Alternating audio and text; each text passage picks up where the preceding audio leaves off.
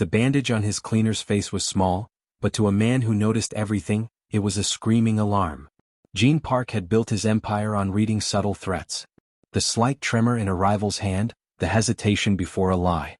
So when his Thursday cleaner, Isabella, arrived with fresh gauze taped to her cheek, his entire system went on alert. She moved through his penthouse with practiced silence, a ghost in his luxurious space. But today her usual invisible grace was fractured. When she heard his footsteps and flinched, something primal and dangerous stirred within him. He'd ended careers over less telling signs than the fear in her eyes. "Who gave you that mark?" His voice was a low rumble, the calm before decisive action. Isabella's fingers flew to the dressing. "It's nothing, Mr. Park. A kitchen accident." He stepped closer. She retreated. That single, instinctual step back told him everything. For 10 years, Jean had ruled LA's import business with calculated precision. But this woman's quiet pain made him feel utterly, dangerously unhinged. "Do not lie to me," he said softly, and the air between them changed. Isabella had cleaned Jin's Silver Lake penthouse for 8 months. He was a silhouette of power, custom suits, silent movements, the faint scent of sandalwood and control. He paid triple the standard rate and demanded one thing: absolute discretion. Discretion was Isabella's expertise. 30 years of being overlooked had taught her to vanish in plain sight. The strongest walls are built from silent struggles. But today her careful camouflage had failed. The bruise needed covering. The corner store foundation was too pale, the bandage a stark white flag of her struggle. Her agency would dismiss her for looking unprofessional. Her son, Leo, needed asthma medication. Rent was due in 5 days. So she came to work. The apartment was supposed to be empty. Jean was never here on Thursdays. It was her one reliable constant. She was dusting the glass shelves of his study, volumes on economics and art in both Korean and English, when the elevator hummed. Her pulse spiked. "You are here late," his voice came from the doorway, accented and firm. She turned, keeping her injured cheek away. "My apologies, Mr. Park. I will be gone soon." "Look at me." It was not a suggestion. Gene Park did not suggest. She lifted her gaze and watched his composed expression fracture into sharp focus. He crossed the room, his steps silent on the polished concrete. Up close he was intimidating. A sharp jaw, observant dark eyes, black hair styled with intention. His collar was open, revealing the edge of dark ink. "Explain your face," he said, his hand rising toward her cheek then pausing mid-air. "I slipped. It's fine." His eyes narrowed. In 8 months she'd never witnessed his calm break, but the quiet now was more threatening than any outburst. "You slipped," he repeated, each syllable dripping with skepticism. "And the marks on your arm?" He nodded to her wrist, where dark shadows bloomed beneath her sleeve. Isabella pulled the fabric down. "Mr. Park, I need to finish." "Sit." "I can't, I have." "Sit." Softer now, yet absolute. She perched on the edge of a minimalist gray sofa, a stark contrast to her thrift store clothes and worn shoes. Jean stood over her, analyzing her with a concentration that felt physical. "Give me his name." "There's no one, Mr. Park." "Isabella." The way he said her name, deliberate and careful, stole her breath. He'd never used it before. "My business is built on discerning truth." "You are terrified. That bandage is from today. Someone harmed you and recently." She stood. "With respect, my private life isn't your concern. It became my concern when you entered my home wounded." He moved closer. The scent of sandalwood and something smoky like cigar ash surrounded her. "A partner?" "No." "Someone else?" "Who?" She met his gaze, seeing a disconcerting mix of worry and restrained fury. "Why does it matter? I'm just the cleaner." Something shifted in his expression. Surprise, perhaps offense. "You believe that is all you are? Isn't it?" Jean was silent for a long moment. "I observe everything here, Isabella. 7 months ago you began placing wildflowers in the kitchen. You rearrange my books by subject, not author, because you think it tells a better story. You adjust the blinds to a precise angle to prevent glare on the art." Her throat constricted. She thought she was unseen. "You hum when you polish the floors," he continued. "Folk tunes. Your mother's, I assume. You sing lyrics about mountains and rivers." He tilted his head. "You are not just my cleaner. You are the only genuine presence in this entire apartment." Isabella couldn't breathe. "Mr. Park." "The name. Give me the name of the person who did this." "I can't." "Cannot or will not?" "Both." She reached for her supply cart. I should go. His hand caught her uninjured wrist. Gentle but unyielding. If you walk out that door, you walk out without my safeguard. Whoever did this will try again. Your safeguard? She nearly laughed. You don't know me. I know you have a son. 8 years old. I know you work 3 jobs to pay for an apartment in a neighborhood that keeps you awake at night. I know you possess more resilience than anyone I've ever encountered. He stopped, his jaw tightening. And I know I will not allow you to be hurt again. The elevator chimed. Jin's demeanor transformed instantly, the concern replaced by icy command. A young man emerged, bowing slightly. Yongnim, the meeting? He stopped, seeing Isabella. Jin spoke rapid, dismissive Korean. The man bowed again and retreated. Isabella, Jin's voice drew her back. Stay. Have tea. Tell me what happened. I can't. Why? Because you are Jean Park. She gestured at the opulent room. And I am no one. His hand rose, his thumb gently skimming the edge of her bandage. The tenderness was devastating. You are mistaken. You are the first person I have wished to truly know in a decade. Isabella's phone vibrated. Leo's school. I have to go. She was in the elevator before he could reply, feeling the weight of his gaze all the way down. That night, in her small bed, she touched the bandage and wondered what it meant that Jean Park had looked at her as if she were significant. 3 days later, she returned to the penthouse, half expecting termination or interrogation. Instead, he was at his desk, waiting. You came back. He sounded almost relieved. It is my scheduled day. Sit with me. Please. The please undid her. She sat, maintaining distance. Jean slid a cup of jasmine tea toward her. I had associates look into your situation, he said quietly. Isabella's blood ran cold. What? Not into you. Into who might wish to harm you. He raised a hand. It was discreet. But Isabella, if someone threatens you, I can? No, she stood. You cannot do whatever you are planning. This is not your problem to solve. Then whose problem is it? His eyes flashed. You work yourself to exhaustion to survive.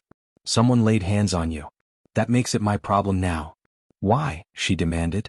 Why do you care? Jean stood, rounding the desk until they were close. Because when I see you, I do not see a cleaner. I see someone who brings life into this sterile fortress I've constructed. I see someone who hums as if she still believes in beauty, despite a world that tries to steal it.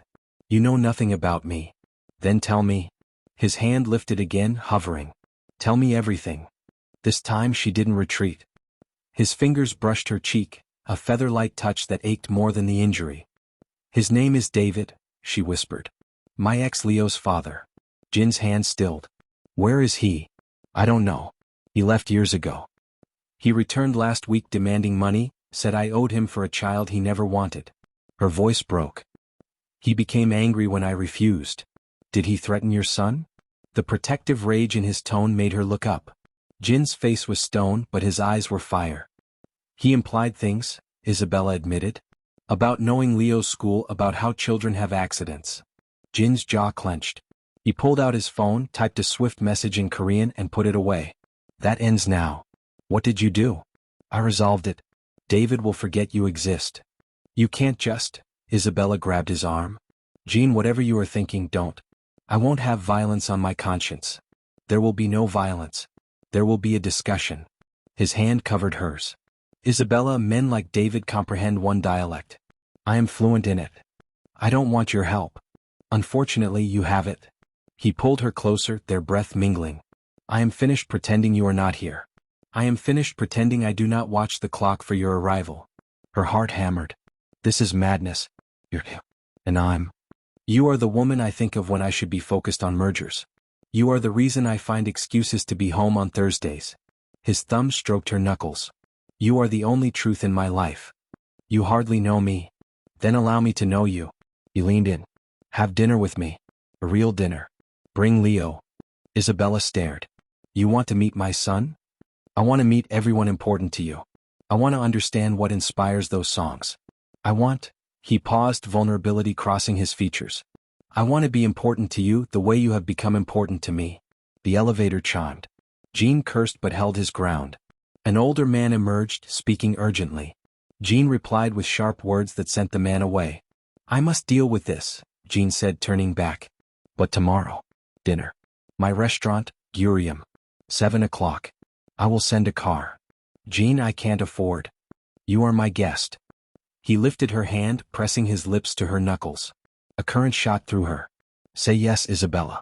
Let me show you what it means to be valued. She should refuse. She should protect herself and Leo from the gravitational pull of Jean Park. But under his gaze, feeling cherished instead of ignored. Yes, she whispered. Jin's smile was transformative, making him look young. Tomorrow. He was gone, leaving her heart racing with fear and a thrilling anticipation. That night, Leo asked why Mommy was smiling. She said they were going to a special dinner. She didn't mention the man with powerful eyes who saw through her invisibility. Gurium was an elegant restaurant in Koreatown. Isabella stood outside with Leo, feeling underdressed. The door opened. A hostess bowed. Ms. Rivera. The chairman is waiting. Jean stood as they entered. He looked effortlessly elegant. Isabella. You are stunning. She blushed. You look stunning, he repeated firmly. He crouched. You must be Leo. Your mother speaks of you constantly. Leo's eyes widened. She does. Endlessly. She says you are the top reader in your class. First grade, Leo corrected. But I read third-grade books. Jin's smile was real. Then we will get along well. I have many books. Dinner was a revelation. Jean explained each Korean dish, taught Leo to use chopsticks, and shared stories of his childhood in Busan. He was natural, engaged, and genuine. Later, alone for a moment while Leo was distracted, Jean took her hand. Thank you. For this. For being kind to him. I am not being kind. I am being honest. He is remarkable because you are remarkable. He leaned closer. I meant what I said. You matter. I'm afraid, she admitted. Of what you make me feel. Of reality returning. You are Isabella. I have heard the rumors. I know what you are. What am I? Powerful. Dangerous. Far beyond my world. His thumb stroked her palm. When I look at you, I see someone who makes me want to change. Someone who makes me question my entire life. His voice dropped. Someone who makes me believe I could be more. The drive home was in Jin's car. Leo slept on her shoulder. He likes you, Isabella murmured. Good. I intend to be around much more. Jean moved closer. If you'll allow it. This is insane. Perhaps. His hand cupped her face, touching her fading bruise. But I am done pretending. I want you. All of you. People will talk. Our worlds are different. My world is what I define it to be. His voice hardened. And I say you belong in it. At her apartment door he kissed her, soft and searching. Tomorrow. Come to the penthouse. To see me. Tomorrow, she agreed, watching him leave, taking her caution with him. The next morning, chaos. A call from an LAPD detective. David had filed a harassment complaint. He claimed she made false accusations. She went straight to Jin's. He answered, relaxed. Isabella? He saw her face. What is wrong? The police called. David is claiming harassment. What did you do?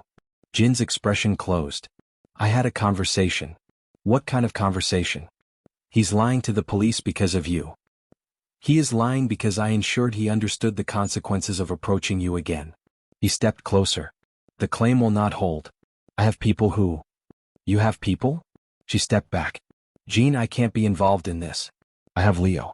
If Child Services thinks I'm connected to, I could lose him. Understanding dawned on his face. That will not happen. I made certain. You made certain? Her voice rose. You don't get to make certain of anything in my life. You don't get to fix my problems with your criminal connections. I was protecting you. I never asked for your protection.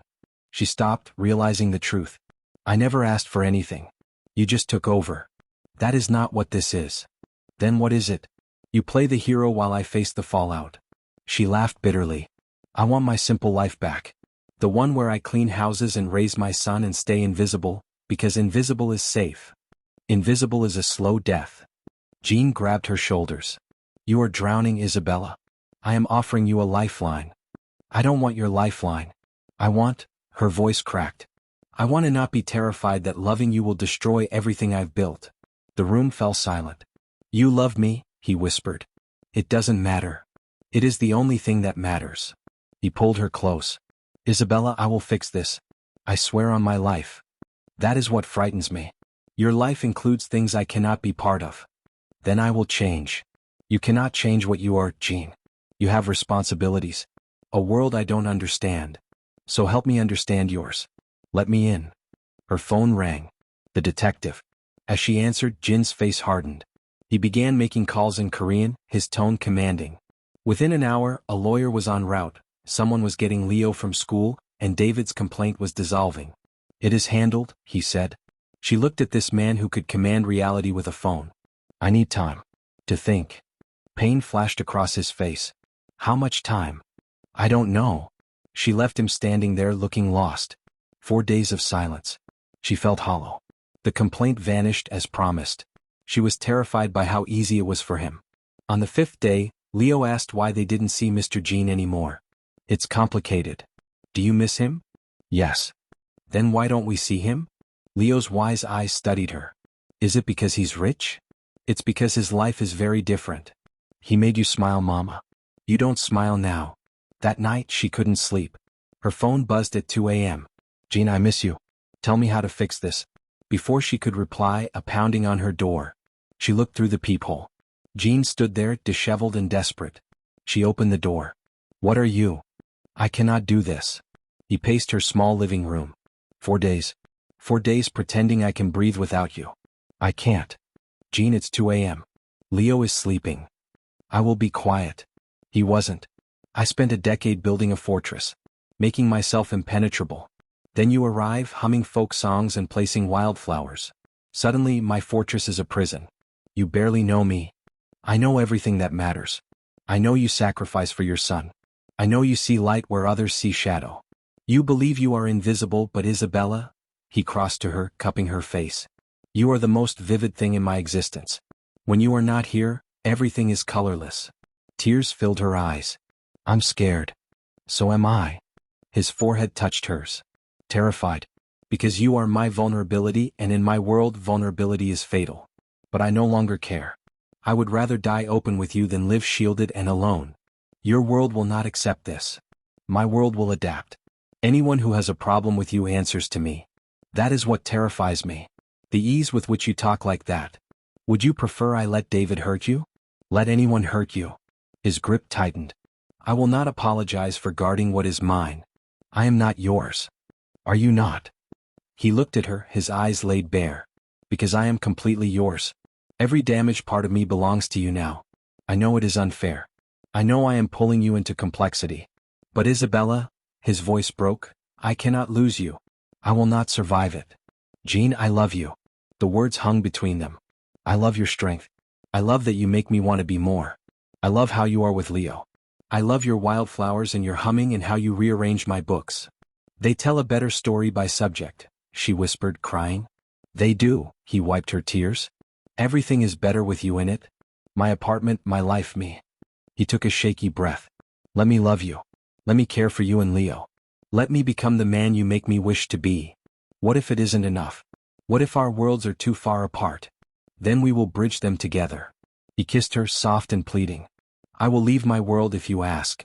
No. She pulled back. I would never ask you to abandon who you are. Then what do you want? Isabella looked at this powerful man, brought to his knees in her modest apartment. She thought of Leo's question, of her years of feeling unseen. Love was a risk, but some risks were worth everything. I want you, she whispered. All of you. The complicated, the frightening. I want you to teach me Korean. I want to understand your world as you learn mine. She pulled him closer. I want you to meet my family. I want Leo to have a father who stays. I want to wake up beside you and feel I am home. You are home. He held her. My home is wherever you are. Jean, marry me. She froze. What? Not today. But someday. Marry me. Let me spend my life proving I am worthy of you. He kissed her forehead, her cheeks, her lips. Let me love you and Leo. Let me be yours. You're insane. About you? Absolutely. He smiled. Say maybe. Maybe. She laughed through tears. You're impossible and too intense and yours. Nobody touches what is mine. His voice was fierce. You are mine, Isabella, and I am yours. A small voice interrupted. Mama? Why is Mr. Jean here? They broke apart. Leo stood in his doorway, sleepy. Jean immediately crouched. I came to ask your mom something important. But I should ask you too. He took Leo's hand. Would it be alright if I spent more time with you and your mom? If I became part of your family? Leo studied him with serious eyes. Will you make mama smile every day? Will you read to me and teach me Korean? He hesitated. Will you stay? My dad left. Jin's expression softened. I'm not leaving. I promise you both. He looked between them. You are my family now. And I protect my family. Leo hugged his neck. Jin stood, holding him, and reached for Isabella. They stood together, the businessman, the cleaner, and the boy, creating something new and unbreakable. I love you, Isabella whispered. I love you both, he whispered back. My entire world. And for the first time in years, Isabella felt completely, perfectly seen. If this story of unexpected love moved you, please like this video and subscribe to Winds of Thought for more.